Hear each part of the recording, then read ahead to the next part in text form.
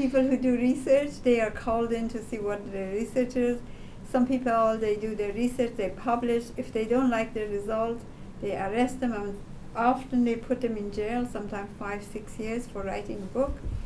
So I wasn't too surprised, but I didn't expect that I would be then put in jail. Usually, they may ban you from traveling and ask you to go in for interrogation a few times and give you trouble, but since I wasn't doing I was not involved in any campaign or any political work.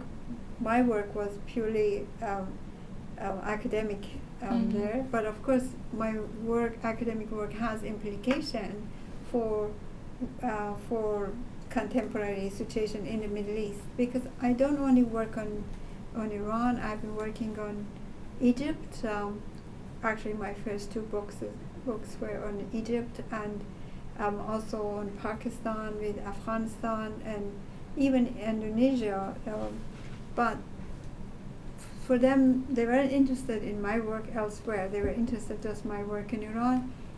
But I had been working on family laws and women reproductive rights and on refugees. Mm-hmm. But in 2011, with one of my PhD students, Mona Tajali, we wrote a book on the debates on women in the parliament, on quota debates.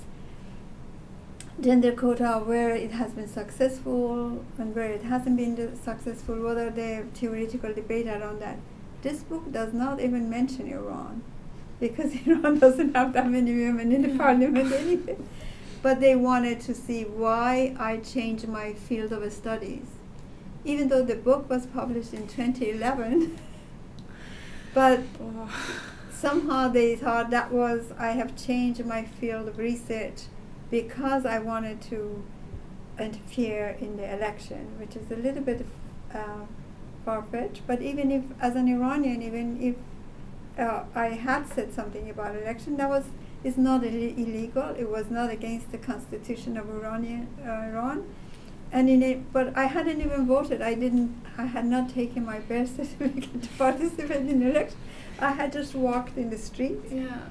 And I had not interviewed a single MP either this time or ever before. Since the time of revolution, this was my first parliamentary election that I was in Iran. I had been in Iran in two other the presidential election, but I had voted only in one, just for the experience in 2004 or 2005. I don't even remember. But I hadn't been involved in any of the political aspect, but they insisted that I go there every election and model in the election and then leave after election. Iran, contrary to what a lot of people think, has had from the time of revolution, in the last 37 years, it has actually had around 45 elections. Oh my God. And so it has more elections than any other country in the world. Mm-hmm. Yeah. Yet, of course, that doesn't necessarily mean it's a democracy, but it has election. And you have the elections at least. It's a process. Democracy is a process, and having good elections is part of it. And I think they have mastered that art. But all of this was my first parliamentary election, and I had been on two other presidential elections.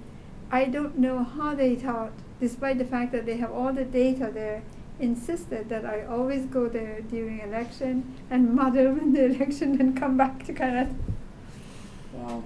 And can you describe the environment of the prison you were in the Evin prison? Yeah, after 2.5 months, they actually put the bail for me much higher than it initially was, so I obviously didn't have that amount, and so they put me in jail. But the jail it's a very tiny cell. It's about 2 meter by maybe 1 meter 60, so it's very small. It's like a little double bed. Yeah. The walls, but nothing except the carpet.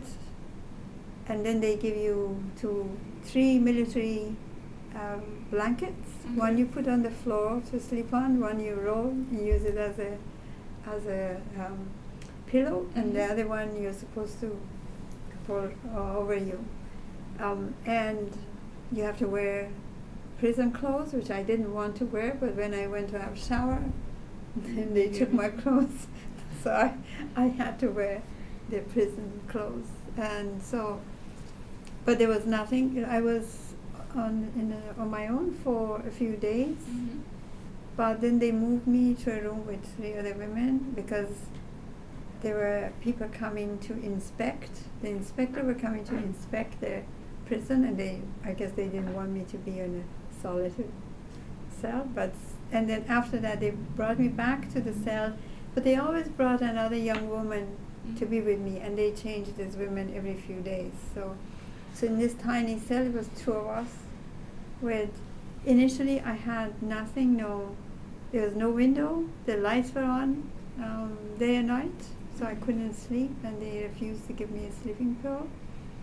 But I did receive my medication that my family had brought for me. So that was very important because my health wasn't quite good, and so but they had also taken away my glasses, so I couldn't see very much. So I kept demanding my glasses and newspaper and something to read because they would take me down for interrogation. But after I came up,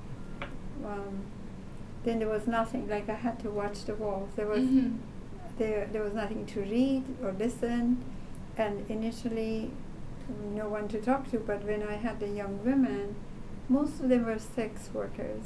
But because they had done Iranian who had done sex work in Dubai, it became part of international and fell under Revolutionary Guards control. So then I would talk to them, but these women, many of them were frightened, and they would cry. Also, they thought if they cry, they may be more lenient towards them. With me, it hadn't worked, and of course my interrogators were younger than me. And so that in the Iranian culture gave me an upper hand. And yeah, because I mean they were maybe about 45 or 40 years old, and I played on the fact that I was, at my age I could. Initially they wanted to play that like you old woman, but what I did, I took that and reversed it and used it as said at my age, if like I have lived 65 years the way I wanted, and I have achieved many of my goals, so it doesn't matter if I have to spend the rest of my life in Evin Prison, I told them. And I said, well, most people don't even live, a lot of people don't live 65 years, and a lot of people don't achieve any of their plans. So I have no regrets. And so if the rest of my life is the fact that I have to spend in the Evin, so be it. I told them that way. So it was, they didn't have anything to frighten me in that way. And so then they played this music, and I asked them to stop it. I asked them to stop it, but they continued. They said, we just want you to remember Canada. I said, you know why you play the music, and I know it, so stop it. This is the music of the funeral of my spouse. And they didn't want to stop it until I said, is this because they were insisting that we don't need human rights because we have Islamic human rights.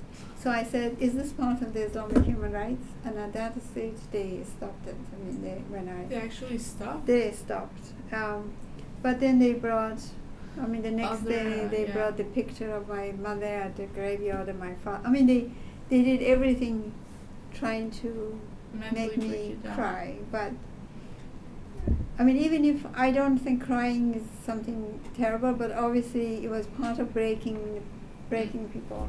Yeah. But, I can claim one victory. They couldn't break me, and they couldn't make me cry on those grounds. Yeah.